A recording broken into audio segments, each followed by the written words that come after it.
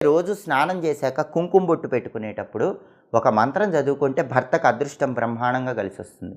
ఆ మంత్రం ఏంటంటే, ఓం సర్వేశ్వరి సర్వశక్తి స్వరూపిణి మమ కుటుంబ రక్షాం కురు స్వాహ. ఇది మంత్రం. మంత్రం జాగ్రత్తగా గమనించండి.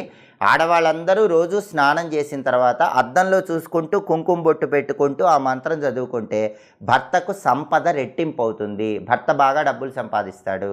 ఆ మంత్రం ఏంటంటే, ఓం సర్వేశ్వరి సర్వశక్తి స్వరూపిణి మమ కుటుంబ రక్షాం కురు స్వాహ.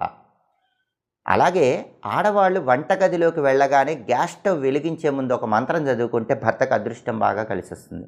ఆ మంత్రం ఏంటంటే, ఓం బ్రహ్మణే నమః. ఇది మంత్రం. ప్రతి స్త్రీ కూడా ఇంట్లో గ్యాస్ స్టవ్ వెలిగించే ముందు ఓం బ్రహ్మణే నమః అని అనుకుని గ్యాస్ స్టవ్ వెలిగించండి.